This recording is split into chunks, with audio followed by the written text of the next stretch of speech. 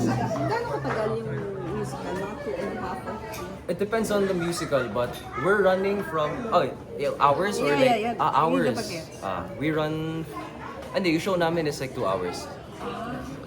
Na-schedule na kung anong day kayo mag... Yes. Actually, I posted it na. I put it on my feed. But we open January 23, but yung opening ko is January 24. Next day pa ako. Yes. Also working with Andres. Yeah, working with Andres. But actually, wala pa kaming shows ni Andres together. I don't know why, but they're fixing that up. Nag-usap na kami ni Andres, sabi namin na magkaka-show kami around February. Pero for the January shows, parang wala pa. Labas mo na panood yung movie.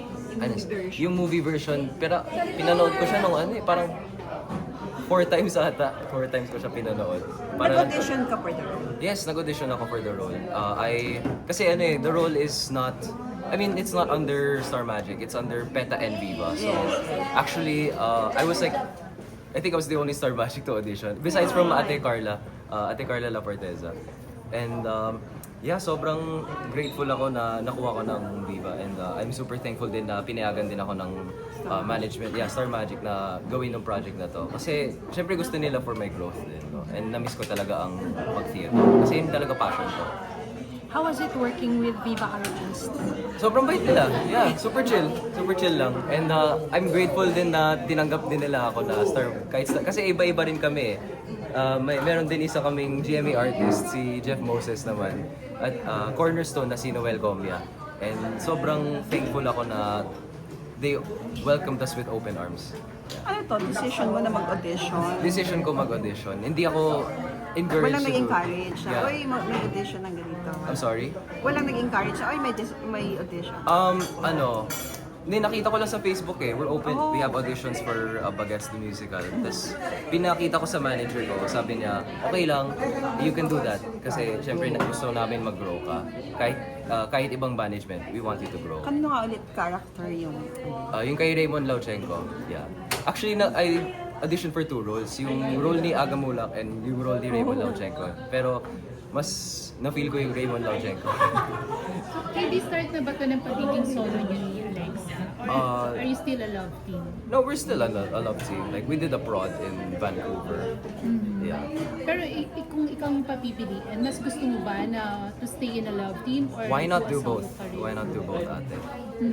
Kasi si Alexa, di ba, nasa Your Face din siya. Yeah. Why not do both, ate? Like, there's no rule na pwede ako, like, if nag-solo na ako, I should do solo only. I can do both. Pero ano ka ba? Yung mas madali ba or mas mahirap para sa'yo kapag magkahiwalay kayo? Kasi may mga ganun, di ba? Pag comfortable ka masyado sa ka-love team mo. Work is work, ate. So, for me, I'm professional either way. So ano yung mga growth na gusto mo for 2026? Kasi since you're doing solo. Again, ate, Hindi, oo. I'm doing both. So, okay. Sana like just more work. I'm just happy to be here, working as an artist and doing what I'm passionate about. And I'm thankful din na, like, I'm doing stuff that I can do alone and I can do with Alexa din. And sana next year, teleserye. Teleserye sana. Very vocal ka dun sa issues ng corruption. Yeah, of course. Saan nagagaling to? Kasi why would we not be mad? Siyempre, we should stay educated. And nakikita ko rin kasi may mga students na they barely know anything about politics. And on TikTok, like, nakikita ko they get interviewed, they like barely know anything. And me personally, as a youth of the Philippines, I really think now we should be aware of these things and we should educate ourselves so we know we know what good governing is and we know how to choose our leaders. Yun lang naman po. So you read news every day or you watch? Not every day naman, but I really try to give myself time to educate myself on these issues. Anong reaction mo kay dito sa mga fans na pinipigilan kayo magsalita? I'm sorry? Anong reaction mo dun sa mga fans na pinipigilan kayo magsalita? Pinipigilan. Pinipigilan. Stopping me to... about yung parang wala namang pumipigil sa akin. Like, wala naman akong nakikita na pumipigil sa akin na magsalita ako about these political issues. Kasi, syempre artist tayo, we have an influence over people. And I really do think na responsibilidad yan na we should spread awareness about these things and yeah, yun lang naman. Yeah. Hindi ka ba nagbabash dahil dun sa political stance mo? Parang so far wala naman. If ever naman, wala akong pake kasi yun talaga yung ano eh, yun yung truth ko eh. I mean, and that's the truth of the people who deserve the best governance. Yeah, you can't please everyone. And syempre may mga tao na magsasabi ng like that's not doing anything yung mga rally nyo and yung mga spread awareness nyo. Pero hindi eh. Like, if we keep that mindset, wala talaga magbabago dito sa bansa natin. Pero yung management, hindi ka ba parang control? Kasi kung ano lang yung pwede mo sabihin. Kasi di ba, it affects your career somehow. Lalo na kapag merong mga die-hard fans ng isang politician na natatamaan. Hindi. Like, siguro, hindi naman kinokontrol. Pero, they encourage naman. Pero, yung, preno-preno lang. Like, just like, take it easy lang. Wag yung masyadong sobrang outlandish na mga sinasabi. Pero I'm really grateful for my management kasi they really let me use my platform. KD, aside from Bagets, anong abangan sa'yo this 2026? Ayun, sana teleserye talaga. Like, kasi so far bagets lang. And I think we're going to, I'm not sure but like, no, I'm not sure. But like, January to March, bagets. And then, bahala na si Batman. May kasama ba dun yung KD next na project niyo, 2026? Depende pa kasi. Kasi right now, my birthday.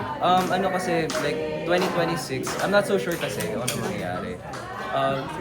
When you're in showbiz kasi, you never really know what you're gonna do next. So, I'm really hoping to work with that Alexa again. Pero, if hindi siya marating, it's okay. Kasi okay naman kami. Like, we're okay to do solo, we're okay to do love team. Marami ka nagsasabi na fans na parang dati daw kasi hindi kayo mag-post kayo dati. Ngayon, Yeah. parang nahin na. Tapos Right. sabi kagalit daw kayo. Lalo kayo muna. Privacy is power kasi. Kasi kapag private kayong dalawa, no one gets the right to say anything. Pero okay din Alex. Yeah, we chat like every day. Super busy lang kami. Actually, nandyan lang sa kabila. Pupuntahan ko siya ngayon. Pero, ngayon, I have bagets. She has Your Face Sounds Familiar. Plus, she has PBB. So, like, wala talaga kaming time to see each other. Pero, we really communicate. We text each other every day. Pero once and for all, KD, anong status, anong label? May label ba? Is it still a love team lang or for real na?